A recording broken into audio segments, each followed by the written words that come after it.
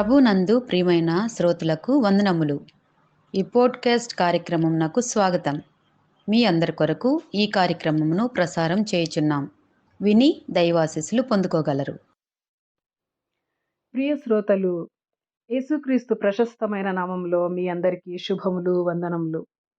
ఈనాటి మన ధ్యానాంశము కీర్తనల గ్రంథము 103వ దావీదు కీర్తన ఆధారితమైనది. Remembering God's benefits, redeemed and restored. దేవుడు చేసిన ఉపకారములను మరువకము. ఆయనే మనలను విమోచించువాడు, పునరుద్ధరించువాడు. తరచుగా మన జీవితంలోని పోరాటములు, కష్టములు, సమస్యలు దేవుడు ఇప్పటి వరకు మనకు జరిగించిన మేళ్లను, ఉపకారములను మర్చిపోయేలా చేస్తూ ఉంటాయి. మన కష్టాలను కాదు, దేవుని ఉపకారములను గుర్తుంచుకోవాలని రాజైన దావీదు మనకు ఈ కీర్తనలో గుర్తు చేస్తూ ఉన్నాడు.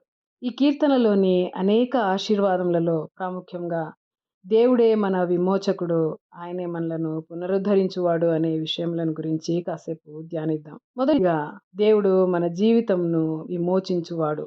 103వ కీర్తన 4వ వచనంను గమనించినప్పుడు, సమాధిలో నుండి నీ ప్రాణంను విమోచించుచున్నాడు అని దావీదు చెప్తూ ఉన్నాడు. విమోచన అంటే రక్షించడం, తిరిగి కొనడం, విడిపించడం అనే అర్థం. పాపము నుండి, నాశనము నుండి, విధ్వంసము నుండి ఆయన మనలను విమోచిస్తూ ఉన్నాడు. సమాధి అనేది పాపము, అవమానము, వైఫల్యము మరియు మరణానికి సాదృశ్యం. మరి అటువంటి పాపము, అవమానము, వైఫల్యము, మరణముల నుండి దేవుడు మనలను విమోచించుతున్నాడు.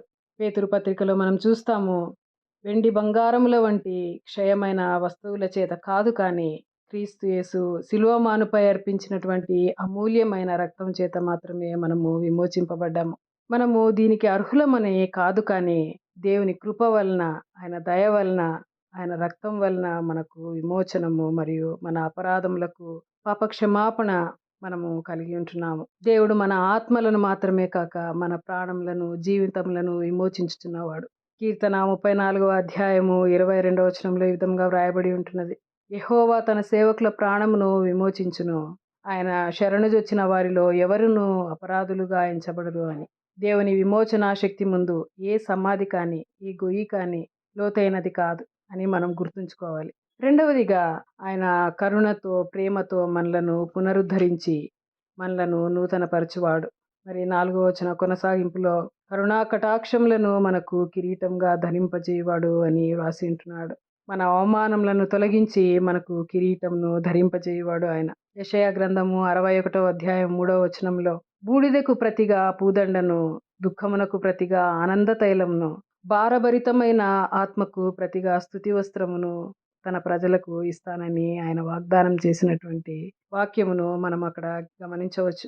ఆయన మన పట్ల చూపే కరుణ, ప్రేమ, జాలి ఎటువంటిదంటే, తండ్రి తన కుమారుల ఎడల జాలిపడినట్లు యెహోవా తన యందు భయభక్తులు గల వారి ఎడల జాలిపడును. ప్రతిరోజు మనం ఒక కొత్త ఉదయాన్ని చూడగలుగుతున్నాము అంటే అది కేవలము ఆయన కృప, ఆయన వాత్సల్యము మన పట్ల కలిగి ఉంటున్న దేవుడు మనలను పునరుద్ధరిస్తూ ఉన్నాడు, మనలను విమోచిస్తూ ఉన్నాడు. చివరిదిగా, దేవుడు మనలను పునరుద్ధరించి నూతన పరుస్తాడు మరియు మనలను సంతృప్తి పరిచేవాడు ఆయనే అని మనము గ్రహించాలి. 103వ కీర్తన 5వ వచనంలో ఈ విధంగా రాయబడి ఉంటుంది, పక్షిరాజు యవ్వనం వలె నీ యవ్వనము క్రొత్తదగుచున్నట్లు మేలుతో నీ హృదయంను తృప్తిపరచును అని.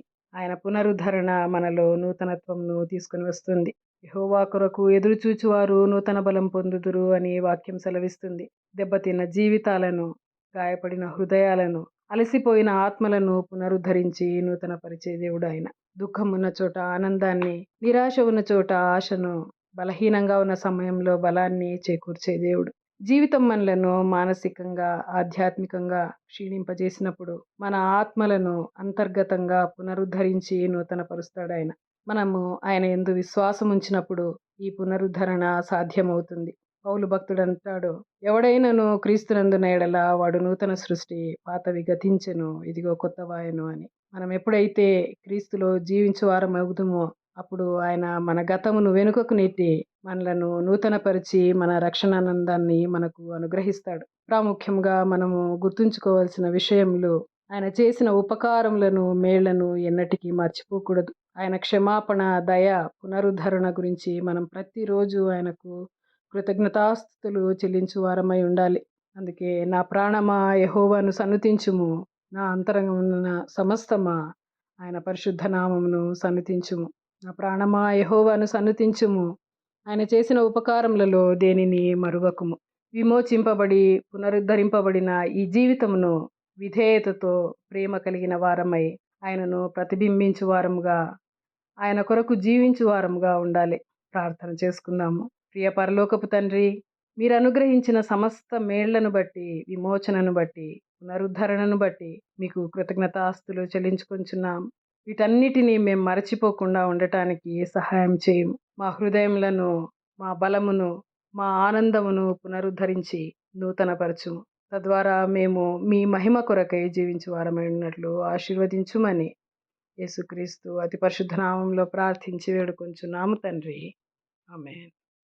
ఈ కార్యక్రమమును గూర్చి మీ సలహాలు మరియు మీ ప్రార్థనా అవసరతల కొరకు మమ్మను సంప్రదించవలసిన మా ఫోన్ నంబర్ 9480585039 మరియు ఈమెయిల్ ఐడి info@fibaonline.org.